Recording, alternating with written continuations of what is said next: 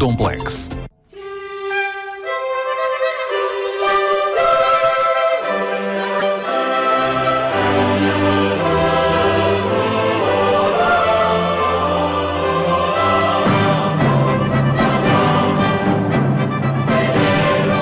Igreja da Misericórdia, Viana do Castelo.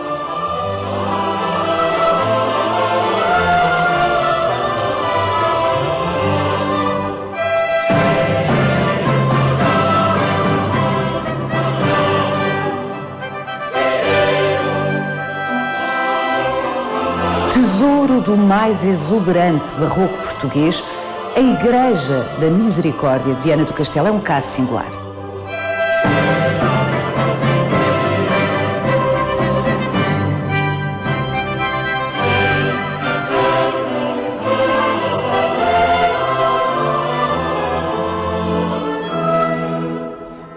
Construída em muito poucos anos, concebida de raiz como obra de arte total, fala-nos de um tempo em que o Porto era vibrante, a vila próspera e as pessoas acreditavam no futuro.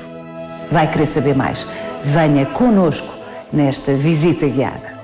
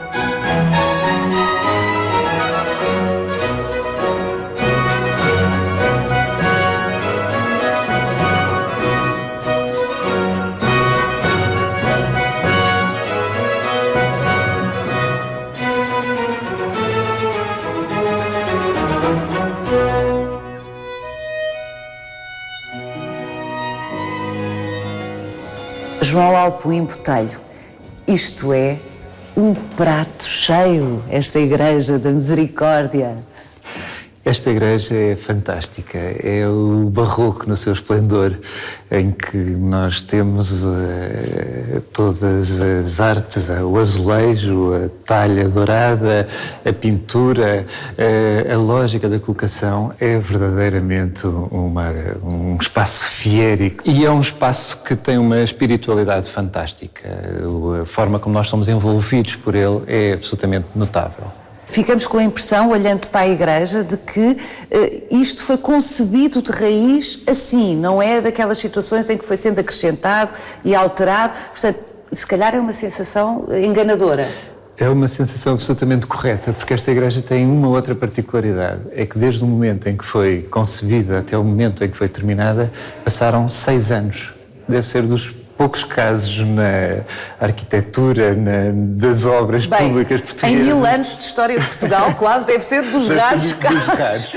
Esta igreja, assim como a vemos, demorou 6 anos a fazer? Entre 1716 e 1722 a igreja foi executada. Bem, extraordinário. Havia uma igreja anterior que estava em ruínas, a Igreja da Misericórdia era muito importante na cidade e houve uma capacidade da instituição de mobilizar meios e artistas. E depois há outra coisa muito importante, é que os artistas que estão envolvidos na concepção da igreja são os melhores artistas da época. Os azulejos foram pintados pelos melhores azulegistas, o traço da igreja é de um dos melhores arquitetos, Manuel Pinto Villa-Lobos, as pinturas, tudo foi um projeto feito com princípio, meio e fim, com os melhores, e é por isso que, de facto, este conjunto é um conjunto nesta unidade, não é? Nesta harmonia, nesta espiritualidade é por ter sido exatamente esse projeto feito e terminado num curto espaço de tempo, com uma vontade de trabalhar com os melhores daquela época, com os melhores contemporâneos. E ser moderno, não é? E ser moderno. Isso é uma ideia muito interessante. Nós achamos sempre que o desejo de modernidade está nos grandes centros urbanos. À época, Viana do Castelo era uma vila. E, contudo... A encomenda deste azulejo refere mesmo que queremos fazer uma coisa ao moderno. E há um aceitar das novas tendências da arte.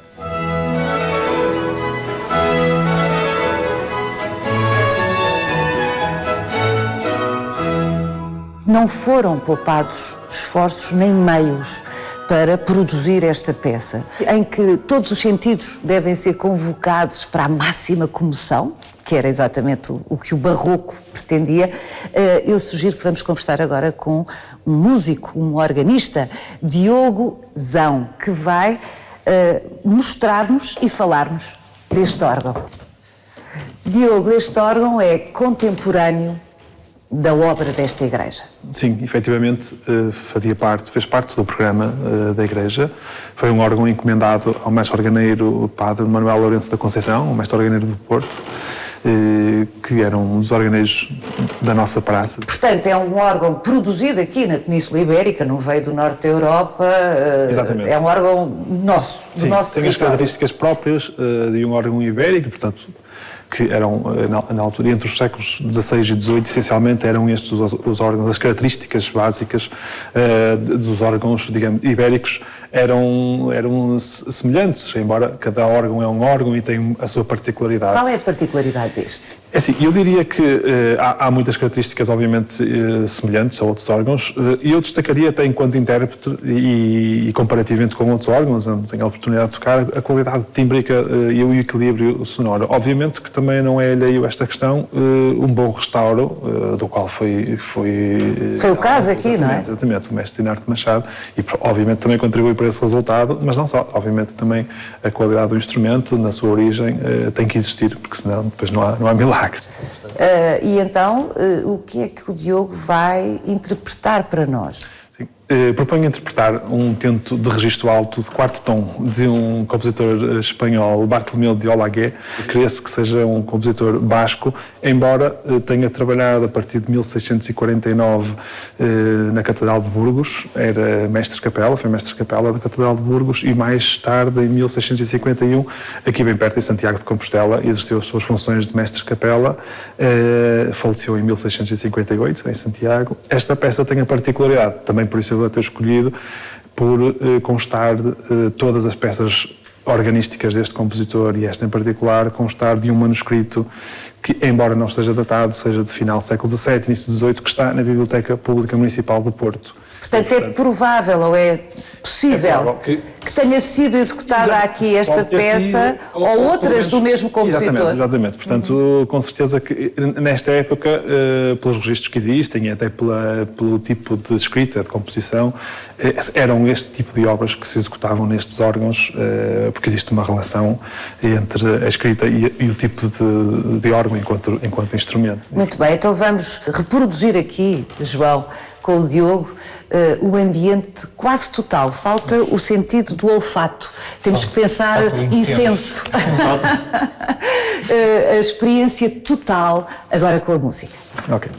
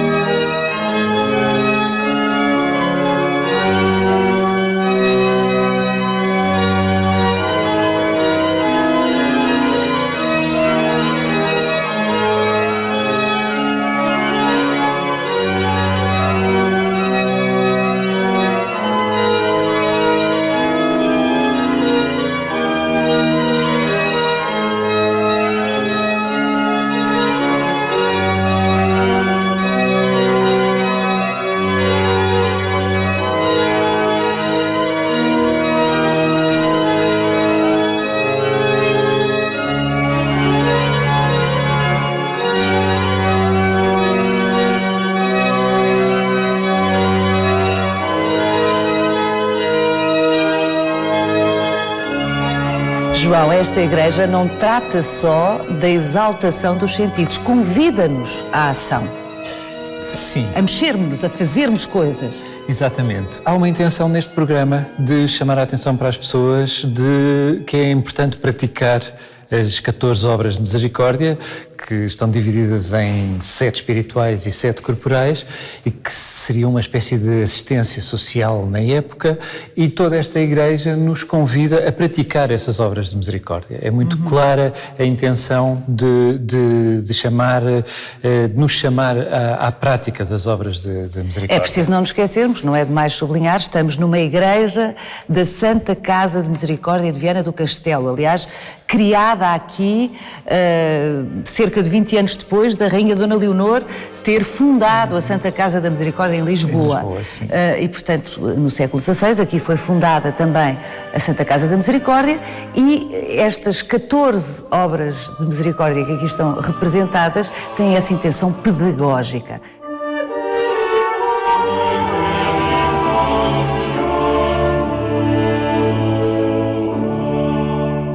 A colocação da igreja no espaço urbano impede que a entrada seja feita pelo fundo. A entrada é feita lateralmente, o que para o barroco seria uma preocupação, porque não se entra logo com aquele, não se vê logo tudo, não há logo aquele esplendor inicial. E então a solução descoberta, imagino que entre o Manuel Pinto Villa-Lobos, o arquiteto, e o Policarpo Oliveira Bernardes, pintor dos azulejos, foi colocar este painel que nos recebe. E veja como é engraçado. O ponto de fuga é claramente o rosto do menino Jesus. O painel refere-se à passagem bíblica do menino entre os doutores, e veja como tanto os olhares dos doutores se dirigem para ele, como todas as linhas de força da arquitetura se dirigem para ele, e ele recebe quem entra no museu. Portanto, o nosso olhar é também dirigido para o rosto dele, e ele recebe-nos com aquela mão como quem a apontar e a convidar-nos a avançar em direção ao altar. E também é engraçado, se me permite, que esta primeira misericórdia, ou a primeira misericórdia que nos é dada a ver, exatamente neste painel, que é aquele com que nos deparamos, como bem explicou, é a que diz: há que ensinar os ignorantes. Isto é muito engraçado. Podiam ter escolhido outro qualquer, outra misericórdia qualquer à cabeça. E repare que além de ser o ensinar os ignorantes, é o menino entre os doutores. E é Jesus, uma criança, a chamar ignorantes aos doutores, ou a mostrar aos doutores a sua ignorância. Portanto, é logo uma forma de nos pôr no nosso lugar. E o João já falou do Policarpo Oliveira Bernardes. Estamos a falar de um dos grandes mestres do ciclo, dos mestres no que respeita à azulejaria portuguesa. E há quem diga que esta igreja e que este conjunto de painéis são a obra-prima de Policarpo. Eu penso que, pelo menos no sentido de ser a obra primeira, podemos afirmar isso com bastante certeza. Primeiro, do seu ponto de vista cronológico. Cronológico, sim. Esta igreja marca o fim do protagonismo do António Oliveira Bernardes e o início do protagonismo do seu filho, de Policarpo Oliveira Bernardes. Como grande mestre, da azulejaria portuguesa, precisamente na sua fase mais interessante e exigente. Primeira misericórdia: ensinar os ignorantes.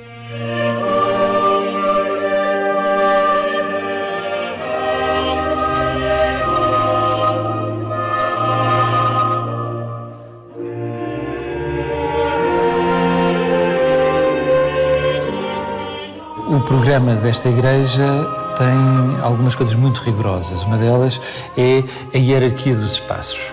E o lado direito em relação ao altar, que liturgicamente é o lado do Evangelho, da Palavra do Senhor, sendo o lado esquerdo o lado da Epístola, onde está a palavra escrita pelos homens, portanto menos importante, e a Igreja respeita essa hierarquia. E então do lado direito estão as obras de arte espirituais, que são as mais importantes. Nós somos recebidos pelo ensinar os ignorantes. E seguimos, por cima temos... E por cima temos o consolar os tristes. Todas as obras de misericórdia são ilustradas por passagens bíblicas, e o Consolar os Tristes é o episódio da vida de Job. Job era um homem muito rico e que Deus quis pôr à prova a sua fé e retirou-lhe todas as riquezas e retirou-lhe a saúde, inclusivamente. E Job manteve-se fiel à sua fé. E isso é representado neste painel e é representado de uma forma muito engraçada porque há aqui uma simultaneidade de acontecimentos, porque nós, do lado esquerdo, vemos o Job a ser consolado pelos seus amigos e do lado direito vemos todas as catástrofes que teriam acontecido antes para que houvesse lugar a esse consolo. Então vemos os seus animais a serem roubados, a sua casa a arder e vemos o seu património sob ameaça e a desaparecer. Exatamente. E tem ainda, eu acho que estes pequenos pormenores são muito engraçados, esta ponte no meio que liga estes dois mundos e que também nos dá uma dimensão de uma espacialidade muito maior, mas a ponte liga estes dois mundos e cria uma relação. Estes recursos tão criativos destes pintores da azulejaria portuguesa são fantásticos. São fantásticos, exatamente. Mas aqui no fundo temos também o dar bom conselho. E aqui começa já uma das outras particularidades muito engraçadas. É a conversão de São Mateus. São Mateus era um cobrador de impostos, um homem odiado, e então é representado a uma mesa a fazer as suas contas, as suas contabilidades, e Jesus entra ao fundo e chama-o para vir com ele e para se tornar um dos seus seguidores. E é muito engraçado que a referência ao dinheiro acontece muitas vezes nesta igreja. Olhar para os outros através dos bens monetários. Materiais.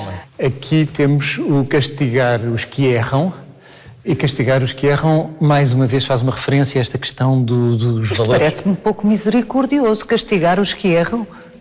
Bom, há também uma parte didática, mas a próxima obra de misericórdia é o perdoar as injúrias. Portanto, nós também podemos escolher qual das duas misericórdias praticar. Exatamente.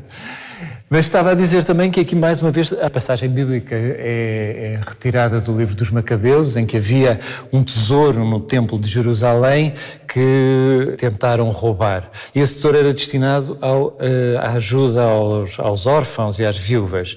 E então, esta representação é uma representação feita por 3 anjos, 2 anjos que estão a flagelar o homem que queria roubar o tesouro e um terceiro a cavalo.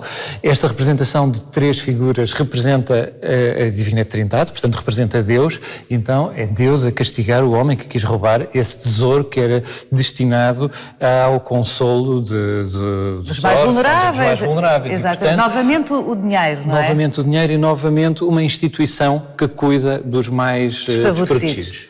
Continuando, vamos aqui aproximar e vamos ver o sofrer com paciência as fraquezas do nosso próximo.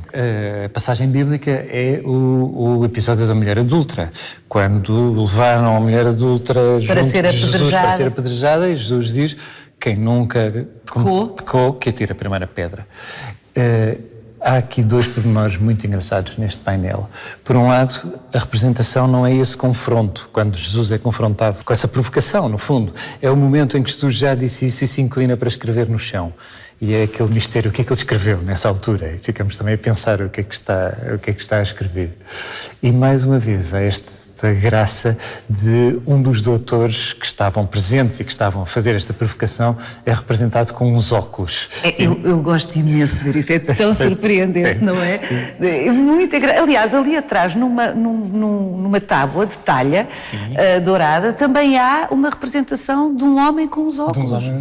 E também há uma cena bíblica, que é isso eu nunca tinha visto, confesso. Naquele caso é uma circuncisão e, bom, os óculos, como sabes, ajudam a dar uma de seriedade às situações.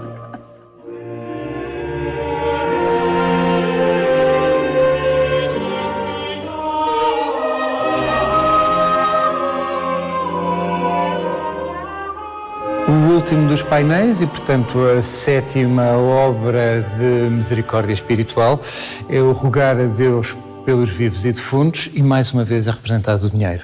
É um episódio do livro dos Macabeus em que houve uma batalha que perderam e que há uma recolha de dinheiro para honrar os mortos. E o que é representado é exatamente esse peditório, o momento em que estão a ser passados de mão em mão estes sacos de dinheiro para que haja essa honra aos mortos. Então, agora temos que voltar atrás para ver as misericórdias corporais. Exatamente. Vamos outra vez para o fundo da igreja. Vamos do lado direito e Vamos agora para o lado esquerdo. Temos que ir até lá ao fundo outra vez, que isto é uma banda desenhada, não é?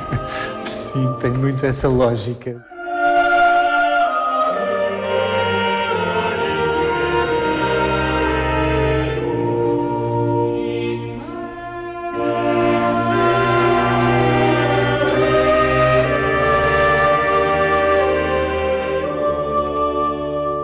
Enterrar os mortos é uma das obras de misericórdia corporais. Aqui já não se refere ao espírito e à parte religiosa, mas à parte mais terrena da existência humana e, neste caso mesmo, à questão da morte.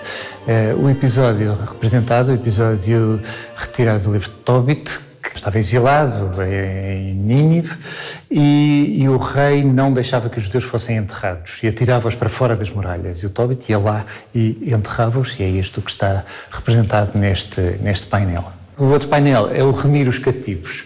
Remir os cativos que nós hoje transformamos em visitar os presos. O episódio é a passagem do Mar Vermelho e, mais uma vez, é uma composição fantástica, porque vem o faraó com um turbilhão de guerreiros à volta dele e em que o mar já se está a fechar, portanto nós vemos toda esta confusão de horror. E os cavalos, é incrível. Os cavalos, esta amálgama, não é? E isto pintado em azulejo, não é? Isto não é azulejo, que tem de ser um traço único, não pode ser um traço retocado.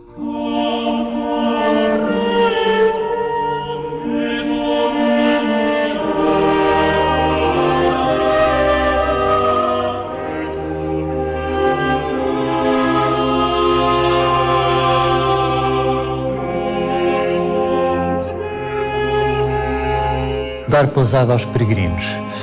Mais uma vez tem a ver com a necessidade que as pessoas tinham de circular, de se movimentar. Não havia rede de hotéis, não havia. Portanto, o acolher os outros, a importância de acolher os outros.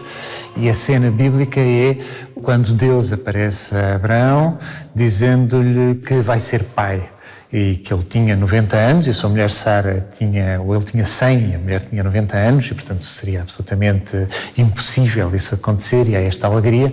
E é a forma como ele recebe estas três figuras que, mais uma vez, o número 3 representa Deus, e vemos a alegria com que ele está a pôr uma mesa, vem ali já um bolo, um pão, a mesa já está com uma toalha, o acolhimento e a alegria com que ele recebe as pessoas é total, e a graça de ver este jogo entre um mobiliário setecentista e uma cena bíblica. Exato. Esta mesa é claramente... Mas é sempre assim, não é? As cenas são sempre representadas de acordo com o tempo em que são representadas, Exatamente. Não obstante ao tempo a que se reportam. Exatamente. Não é? Aqui então é flagrante nesta cama, não é? Exatamente. Estou a visitar os enfermos quando Cristo vai visitar a sogra de São Pedro, que estava doente, e em que esta cama é uma cama de Piltz, uma cama obviamente setecentista, e que tem mais uma vez essa graça do mobiliário. Se tivéssemos dúvidas quanto à época em que estes azulejos foram pintados, bastava observar o mobiliário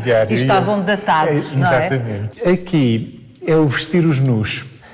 O episódio bíblico é o regresso do filho pródigo, e mais uma vez aqui um jogo, uma vontade de contar muita coisa num só painel, porque nós vemos o filho pródigo a ser recebido pelo pai, portanto o filho pródigo que pediu ao pai a sua herança em vida e que esbanjou, e depois quando se sentiu que desesperado voltou ao pai e o pai acolheu-o, e então o pai está a recebê-lo de braços abertos, e aquela figura do lado esquerdo já traz uma túnica para o vestir, e esta é a obra de misericórdia, e ao mesmo tempo lá em cima já vemos o vitelo gordo que vai ser morto para esta alegria do reencontro, e também há ali aquela figura do irmão mais velho, o tal que nunca não está nada bem disposto, não está nada bem disposto. Nada bem disposto com isto. E as duas últimas é o dar de comer a quem tem fome e dar de beber a quem tem sede.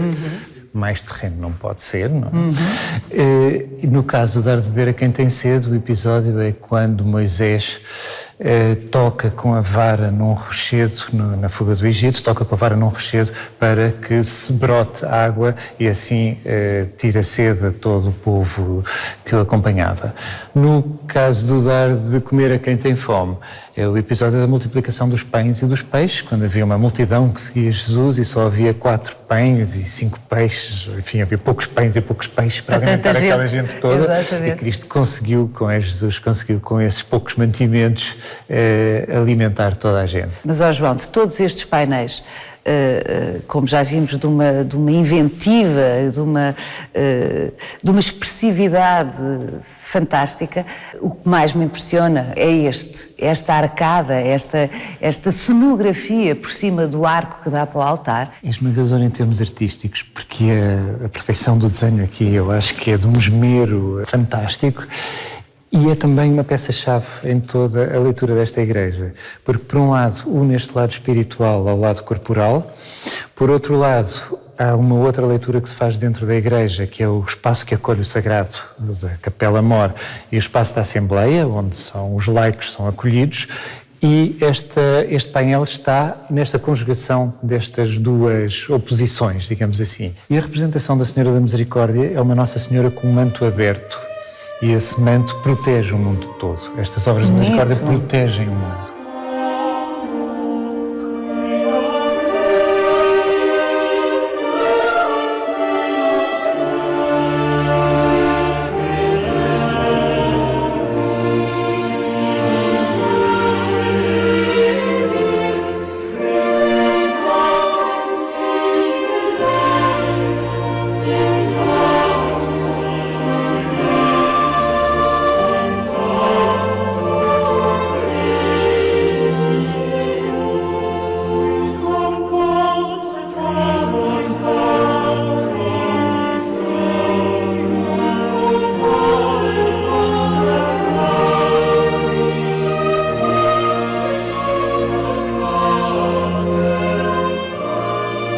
Aqui na Capela Mor nós temos a representação das cenas da vida de Maria e de Jesus e mais uma vez respeita-se esta lógica do lado esquerdo ser o lado mais terreno e o lado direito o lado mais espiritual. E então do lado esquerdo temos as cenas de Maria, mãe de Jesus, uma mulher humana, digamos assim, em que está representado o seu nascimento, a sua apresentação no templo, o casamento com São José e a anunciação, quando o anjo apareceu a Maria para lhe dizer que ia ser a mãe de Deus. E do lado direito são as cenas da vida de Jesus, também com o nascimento, com a adoração dos Reis Magos, com a apresentação no templo e com a circuncisão. E há uma coisa muito engraçada, é que foi este o lado mais importante que o Policarpo escolheu para assinar a sua obra. É justo. É justo, eu acho que é justo. Foi aqui que ele escreveu o Policarpos Oliva Fecit, Policarpos Oliveira fez. Ao centro, evidentemente, a cena maior, a última ceia. A última ceia, que é o que de facto se faz neste altar, é reproduzir a última ceia, o momento da consagração do corpo e do sangue de Cristo. E esta tela é a tal tela que já falámos, que foi pintada por António Oliveira Bernardes, pelo pai do Policarpo, e que terá feito assim, através desta tela, a sua passagem de testemunho na obra grande do filho, mas quis marcar também a sua presença. E com a peça maior. E com a peça maior. João Alpuim Botelho, esta igreja da Misericórdia não é a primeira igreja da Santa Casa da Misericórdia de Viana do Castelo. Não. Antes desta existiu outra. Sim. Quando a Misericórdia foi instituída com o seu edifício, onde haveria um hospital, e ao lado havia já uma igreja. Será de meados do século XVI, portanto 1520, 30, por aí. Essa igreja, sabemos muito pouco dela, sabemos que estava em ruínas em 1714 e foi nessa altura que se decidiu reconstruí-la. Demoli-la, exatamente, demoli-la e construir no seu espaço, e num espaço aumentado, porque entretanto a Misericórdia tinha ganho mais importância na cidade, fazer esta obra magnífica, que já dissemos também que foi feita em 6 anos. Alleluia, alleluia.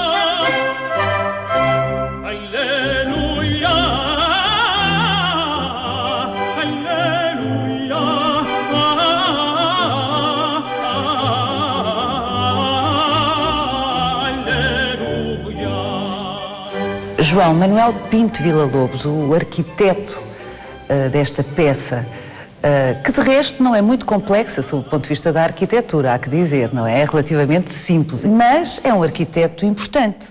É um arquiteto muitíssimo importante em Viana. Ele fez uma renovação urbana, porque exatamente era uma altura em que o ciclo do ouro permitiu a entrada de dinheiro e havia uma escola de desenho em Viana, fundada pelo Miguel de Leschol, de quem ele foi discípulo, e o Manuel Pinto Villa-Lobos fez uma série de renovações na cidade e realmente muito da paisagem urbana, dos edifícios mais bonitos devem-se a Manuel Pinto Villa-Lobos. Ele, neste caso, fez exatamente isso. Construiu uma igreja com uma enorme simplicidade em termos da arquitetura, mas, por exemplo, foi ele quem também desenhou os retábulos e as caixas dos órgãos. Portanto, ele não se ficou só pela caixa branca, como diríamos hoje, né, em termos das modernas exposições, mas fez também essa parte peças maiores dentro da igreja, sim, não é? E decorativas, porque exatamente dentro dessa lógica da obra de arte total, a decoração e a arquitetura estavam muito misturadas. E a pintura, João? A pintura é absolutamente exuberante. Este teto faz essa ligação, não é? E dá-nos também mais um elemento de cor que juntamos a este... Ouro sobre azul. Ouro sobre azul, exatamente. Este ouro sobre azul. É um teto pintado ao grotesco, como era gosto na época, em que são colocadas estes medalhões centrais com cenas da vida de Nossa Senhora, com a fuga para o Egito, com o adormecimento, ou seja, com a morte de Nossa Senhora, com a sua assunção ao céu e depois com a sua glorificação. E forma que o enquadramento destes medalhões são todos estes florões, estes festões, esta alegria com os putti que brincam no meio das grinaldas.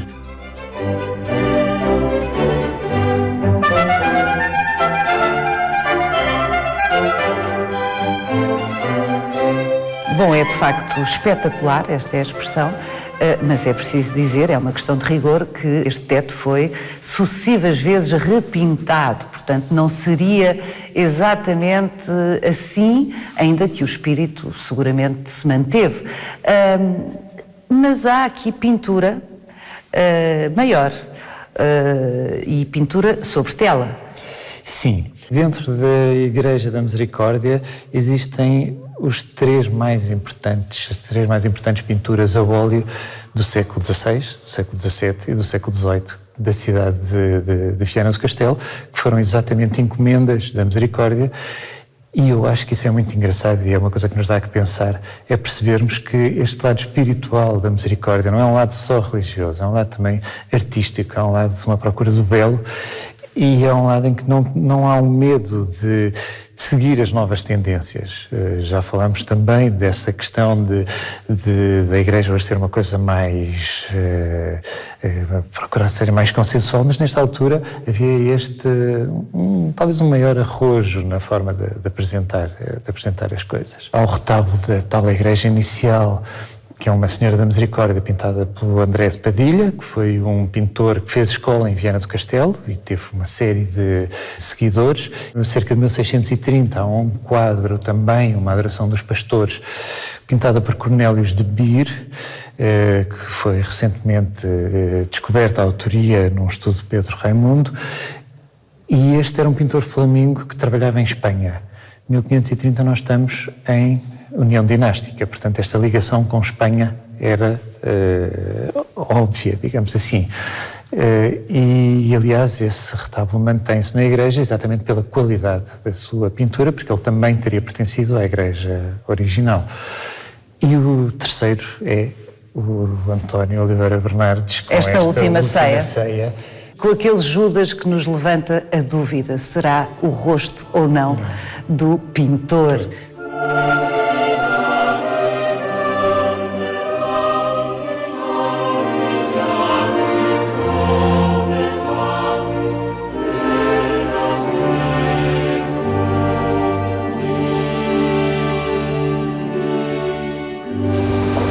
João, é incrível pensar que este chafariz, deste tamanho, lindíssimo de resto, é do século XVI.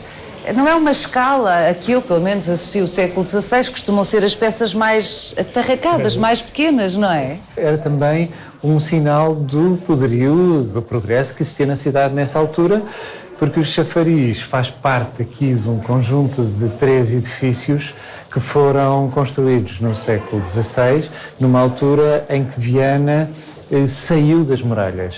Viana tem uma particularidade, é que sabemos a data de nascimento. Foi o dia 18 de junho de 1258, em que foi criado por Foral. Não é uma cidade que foi crescendo, foi criada naquela altura pelo Dom Afonso III.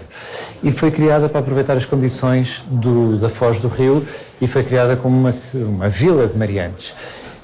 Foram feitas as muralhas, a cidade cresceu dentro das muralhas e a certa altura as muralhas não chegavam. A cidade extravasou as muralhas e isso coincide com o início do século XVI, com 1500 e pouco.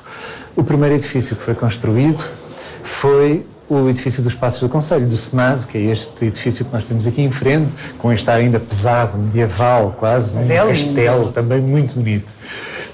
E que é logo do início, 1503, 1505. Portanto, a Câmara Municipal. A Câmara Municipal, exatamente. E muito simbolicamente fora das muralhas, a mostrar a necessidade que a cidade tinha, que a vila tinha de progredir, de crescer.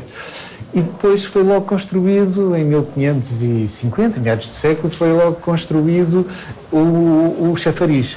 E o chafariz com este aparato todo.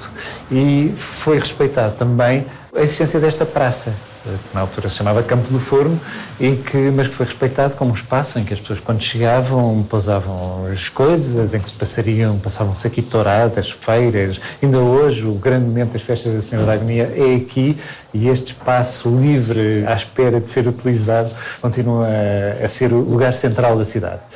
E foi aqui que, em 1520-21, quando foi pedida a instalação da Misericórdia em Viana, foi aqui que, em 1526, foi construído o primeiro edifício.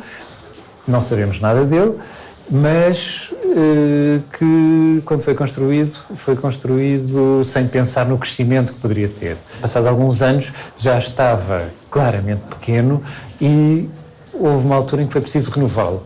E nessa altura, e aqui também é uma história muito engraçada, há um dos provedores da Misericórdia, o João Jacomo de Luna, chega à reunião da mesa, portanto à reunião da direção, e apresenta um desenho. E diz, se alguém tem outro desenho, diga, mas eu tenho aqui este e gostava que fosse este. E é esse o desenho que acabou por ser feito. É engraçado, uma outra curiosidade, o chafariz foi feito por um pedreiro, João Lopes, o Velho. Este edifício foi feito pelo filho dele, João Lopes, o Moço. E esta fachada é considerada como uma das fachadas mais originais da arquitetura portuguesa, porque não tem influências na arquitetura portuguesa que foi construída até então. É uma composição com influências do norte da Europa, com influências de Veneza, com influências dos sítios por onde os nossos mariantes andavam, e que iam recolhendo essas influências e que iam recolhendo as estampas com que muitas destas imagens que estão aqui esculpidas de renascentistas foram utilizadas. E, portanto, mostra-nos também essa capacidade de absorver aquilo que foi visto e de propor uma coisa absolutamente diferente de tudo o resto. Além do mais, desta fachada seria ainda por cima pintada, o que daria também um efeito absolutamente espetacular. Esta fachada, tal como a descreve, dá-nos conta do cosmopolitismo da vila, porque na altura Viana do Castelo ainda não era uma cidade, era uma vila, não é? Sim. Da vila de Viana do Castelo, porque realmente o Porto estava com uma atividade fantástica no século XVI e, como diz, vinham gentes de outras partes do mundo que acabavam por influenciar o que aqui se passava. E também davam muita riqueza à cidade, porque por mais gosto que se tenha e vontade, se não houver dinheiro, não se faz, não é? Exatamente. E eu imagino que a igreja, tal como a estivemos a ver, e que é uma peça do século XVIII, como o João já explicou, veio substituir a primeira igreja da Misericórdia, que aqui existiu, foi construída no mesmo ambiente de prosperidade e riqueza, porque senão não teria sido possível ser feita em tão pouco tempo, não teriam podido contratar os melhores artistas, não teriam se calhar tido a autoconfiança, a ousadia de querer ser modernos, é ou não é? Exatamente. Portanto, como é que era Viana do Castelo? No momento em que foi construído este edifício das Varandas, onde funciona a sede da Misericórdia, portanto nos finais do século XVI, em 1589, era o porto de mar com os seus mariantes que davam a vitalidade à vila. Inclusivamente, em 1619, no livro sobre a vida de Frei Bartolomeu dos Mártires, é dito que Viana, em 1619, Viana era uma nova Lisboa e tinha cerca de 60 navios. 60 navios é uma brutalidade. Seria esse navio, claro. Penso que estaria ao nível do Porto, logo a seguir a Lisboa, seria uma das cidades uma das vilas mais importantes do país e, portanto, era esse fervilhar de atividade que fez com que este edifício das Varandas fosse construído. A igreja surge num segundo ciclo de prosperidade ligado ao ouro do Brasil. De facto, a maior parte da boa arquitetura dos solares urbanos, e não só, do Alto Minho, tem a ver com o ciclo do ouro do Brasil. E é o reflexo desse segundo momento de prosperidade que nós vemos. Refletido na igreja? A igreja tem este fulgor que nós estivemos a ver ao longo de todo este programa. E esta alegria foi uma expressão que o João usou e que eu acho particularmente feliz. Enfim, a alegria é uma ideia feliz. E é feliz aplicada a esta igreja, porque aquelas cores, até a própria escala da igreja, não é? Sobredecorada, mas sem ser opressiva. É de facto uma alegria que nós tradicionalmente estamos habituados a associar ao Minho, que é engraçado. E que eu penso, por exemplo, nos trajes tradicionais, minhotos, os mais ricos do país. Essa ideia é muito engraçada, porque eu acho que há uma mesma lógica de alegria que liga, porque as imagens do Minho são sempre uma imagem de fertilidade, dos campos verdes, das vinhas que crescem, das festas, dos foguetes, dos sons. Há sempre essa imagem associada ao Minho, que não é uma coisa que nasceu agora, é uma coisa que vem de trás, e é por isso que o barroco é tão bem aceito. E há esta imagem do barroco, nós não vamos dizer que há uma ligação entre os trajes regionais, os trajes de lavradeira e este barroco, mas há uma ideia de alegria, essa ideia de exuberância. E também é possível que, enfim, linguagens mais eruditas acabem por contaminar a cultura popular. A história da arte não vive independente das pessoas. Com certeza. E o que eu penso é que terá havido depois uma apropriação popular deste gosto do barroco e que se vê nas decorações das festas, nas arquiteturas efêmeras e vê-se nos trajes. O traje é muito provavelmente uma interpretação popular de trajes eruditos barrocos.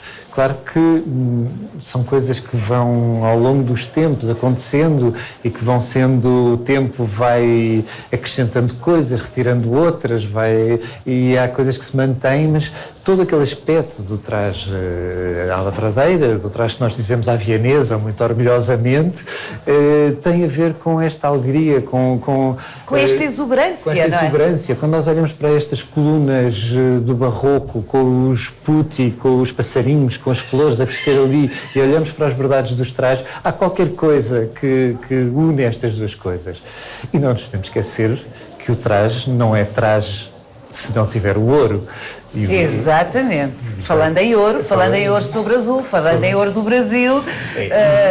E o ouro, por um lado, como uma forma de completar essa apresentação, diz-se, por exemplo, que uma mulher sem brincos é a pior coisa que pode acontecer. É uma mulher despida. Uma mulher despida, exatamente. Mas o ouro e o trabalho com que ele é usado é muito engraçado. E, aliás, há uma outra coisa. O ouro que se usa em Viana não é produzido em Viana. É produzido em Gondomar, é produzido na Póvoa de Lanhoso, mas é em Viana, e nesta zona mais litoral e mais alegre ainda, que ele vai ser depois utilizado.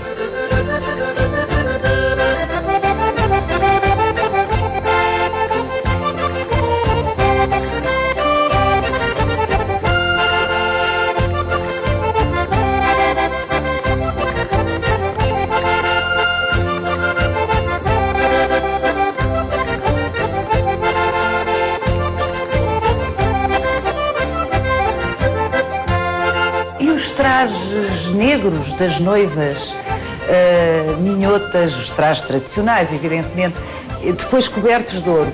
Aquilo ainda me remete mais para o barroco, porque há esta dualidade no barroco entre a exuberância máxima do ouro e depois uma espécie de contenção negra, de luto, e esta junção no traje da noiva, minhota.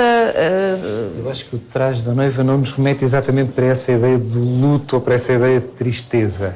Remete-nos para uma ideia de um corte. Que enquanto a rapariga é nova, veste-se de vermelho como forma de chamar a atenção sobre si, como forma de sedução. E no momento em que ela se casa, o que ela está a dizer é que é um momento cerimonial e é um momento em que esse lado de sedução acaba. Ela deixa de estar disponível, não é? Acabou a brincadeira. Acabou a brincadeira, exatamente. Mas não é triste. Não é triste porque não só o ouro vai lhe dar uma alegria e vai dar um contraste muito bonito, como esses trajes são, a maior parte das vezes, bordados a vidrilhos. Vidrilhos são umas pequenas miçangas de vidro e que têm um efeito de brilho para... Novamente a opulência. Novamente a opulência, novamente o brilho e novamente a alegria. E quando estes trajes desfilam, e nós continuamos a ver isso nas festas da Senhora da Agonia em agosto, quando eles desfilam, não há ali tristeza absolutamente nenhuma.